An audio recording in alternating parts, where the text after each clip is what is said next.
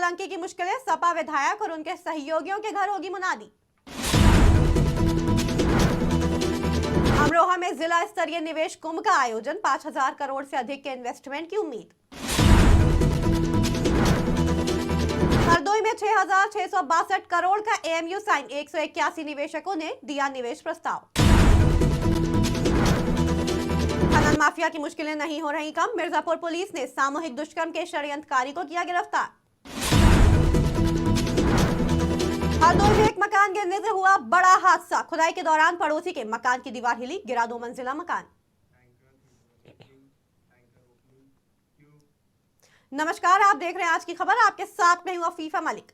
कानपुर से सपा विधायक इरफान सोलंकी की मुश्किलें थमने का नाम नहीं ले रही हैं। महिला के घर में आगजनी के मामले में जेल में बंद सपा विधायक इरफान सोलंकी और उनके सहयोगियों की संपत्ति की जांच चल रही थी। जांच में बड़ा खुलासा हुआ है। जांच में पाया गया कि इरफान सोलंकी और उनके सहयोगियों की कानपुर से मुंबई तक करीब 200 करोड़ की संपत्ति है, जिसे अब पुलिस जब्त करने की कार्रवाई में जुट गई है। पहले फेज में 27 प्रॉपर्टी की लिस्ट तैयार की गई, जिसकी मुनादी के बाद जब्तीकरण की कार्रवाई की जाएगी। फिलहाल गैंगस्टर एक्ट में जेल में बंद सपा विधायक इरफान सोलंकी पर प्रशासन शिकंजा कसता जा रहा है। ग्लोबल इन्वेस्टर्स समिट के तहत जिला पर आयोजित निवेश कुंभ की छाप पूरे प्रदेश में दिखी। उत्तर हरदोई में आयोजित जिला स्तरीय निवेश कुंभ में तमाम व्यापारियों ने दिल खोलकर निवेश किया, जहां 181 निवेशकों की तरफ से 6,662 करोड़ का निवेश प्रस्ताव दिया गया। इस दौरान रसखान प्रेक्षागृह में इन्वेस्टर्स समिट का लाइव कार्यक्रम अधिकारियों, नेताओं और व्यापारियों ने देखा। आज लखनऊ में आयोजित Uttar Pradesh global investor summit के परिप्रेक्ष्य में आज हरदोई में भी जनपद स्तरीय निवेश कुंभ का आयोजन किया गया। इस निवेश कुंभ में हमारे सभी माननीय जनप्रतिनिधिगण, उद्यमीगण, हमारे सभी निवेशक और अन्य विभिन्न क्षेत्रों के लोग उपस्थित हुए। सर्वप्रथम मैं उन सभी के प्रति आभार प्रकट करता हूं। निवेश कुंभ में हमने आज तक जितना हमारे जनपद हरदोई में निवेशकों ने, उद्यमियों ने, निर्यातकों ने विश्वास जताया है, उनके द्वारा जो निवेश का प्रस्ताव दिया गया। उत्तर प्रदेश में राज्य स्तरीय निवेश कुंभ का आयोजन हुआ है, जिसमें हमारे पूर्व प्रधानमंत्री माननीय मोदी जी ने उसका उद्घाटन किया है। योगी जी की अगुवाई में उत्तर प्रदेश में पूरी दुनिया के इन्वेस्टर्स आए हैं और बहुत बड़ा निवेश उत्तर प्रदेश में होने जा रहा है। उसी क्रम में यहाँ हरदोई में भी उसी कड़ी में आयोजन था।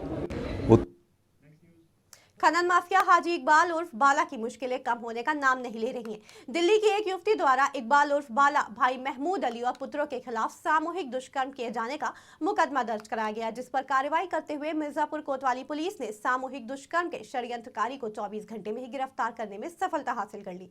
पीड़ित युवती ने शिकायती पत्र में बताया कि उसे नौकरी की तलाश थी। इंटरनेट के माध्यम से उसे नौकरी की जानकारी मिली। इसी सिलसिले में उसने हाजी इकबाल उर्फ बाला के नजदीकी सैफ से संपर्क किया तो उसने उसे हाजी इकबाल के पुत्र जावेद का नंबर दिया। नौकरी के संबंध में उससे लगातार बात हुई। पिछले वर्ष मार्च के महीने में नौकरी का आश्वासन देकर उसे बुलाया गया और रात हो जाने पर उसे वहीं रोक लिया गया, जिसके बाद रात में महमूद अली, जावेद और वाजिद अली ने दुष्कर्म किया।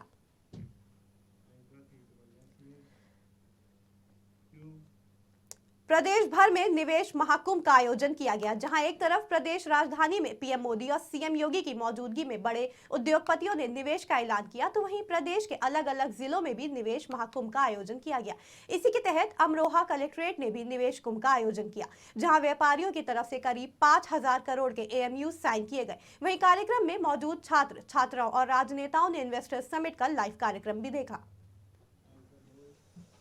प्रदेश के अंदर ग्लोबल इन्वेस्टर्स समिट चल रहा है और लखनऊ में, राजधानी में तो हमारे बड़ा कार्यक्रम है ही, जिसमें लगभग 400 विदेशी इन्वेस्टर्स भी आ रहे हैं और 50 देशों के लोग भाग कर रहे हैं इसके अंदर। और मैं समझता हूँ कि जब से देश आज़ाद हुआ 1950 के बाद 2018 में पहली बार जो इन्वेस्टर समिट का कार्यक्रम किया आदरणीय योगी जी ने किया और उस समय भी इसका लक्ष्य 4,68,000 करोड़ रुपए का था और उसमें सारे पैसे लगे। 3 लाख करोड़ का प्रोजेक्ट इसमें धरती को उठाने का काम।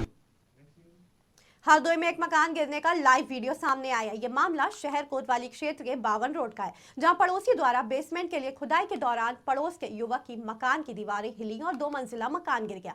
आपको बता दें, मकान गिरने के पहले दोनों पक्षों में काफी देर से विवाद चल रहा था।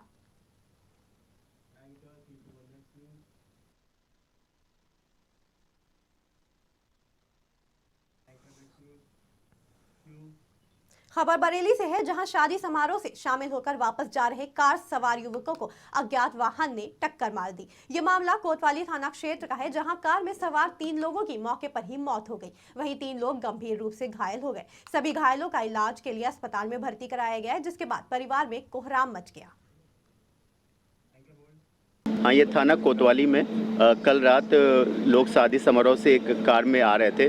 उस कार का अज्ञात वाहन से एक्सीडेंट हो गया है, जिसमें 3 लोगों की मृत्यु हो गई है। 3 लोग गंभीर रूप से घायल हैं, जिनको हॉस्पिटल में एडमिट कराया गया है। पुलिस द्वारा मौके पर पहुंच के जो भी विधिक कार्रवाई की जा रही है, और हम लोग पता लगाएंगे कि किस गाड़ी से एक्सीडेंट हुआ, उसमें आगे भी FIR लिख के कार्रवाई करी जाएगी। हाँ, ये थाना कोतवाली में कल रात हट क्षेत्र के अंतर्गत ग्राम डोंगरा काला की घटना की है, जहां 8 फरवरी को ग्राम डोंगरा कला की पहाड़ी पर तार के फंदे में फंसकर तेंदुए की मौत हुई थी।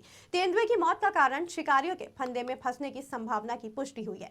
तेंदुए की मौत के 3 दिन बाद डॉक्टरों के पैनल ने पोस्टमार्टम के बाद विसरा सुरक्षित रखकर DFO ने अपनी निगरानी में अंतिम संस्कार कराया। वहीं पोस्टमार्टम और अंतिम संस्कार के दौरान NGO कर्मी भी मौजूद रहे। 8 तारीख को जब ये सूचना मिली एक कैटल वॉचर के थ्रू हमें कि इस तरीके से एक तेंदुआ मृत पाया गया है, तो SDO मेहरौनी JD सिंह साहब मौके पे पहुँचे और ये सूचना बिल्कुल सही पाई गई। 24 घंटे से ऊपर होने की भी हमें सूचना थी कि जो तेंदुआ है वो स्नेयर में फंदे में फंसने के कारण 24 घंटे पूर्व ही शायद उसकी मृत्यु हो गई है। आज यहाँ पे हमने पोस्टमार्टम करवाया है तेंदुए का, क्योंकि शेड्यूल 1 एनिमल है, वाइल्ड लाइफ प्रोटेक्शन एक्ट के अंतर्गत आता है। और पोस्टमार्टम भी जो होता है वो 3 डॉक्टर्स के पैनल के माध्यम से किया जाता है। CVO जो मुख्य पशु चिकित्सा अधिकारी हैं, उन्होंने ये पैनल गठित किया था, और साथ में यहाँ पे जो NGO हैं उनके भी मेंबर्स रहे जिस टाइम पोस्टमार्टम हो रहा था। तो ये थी इस वक्त की बड़ी खबरें। जुड़े रहें आज की खबर के साथ ताज़ा तरीन खबरों के लिए।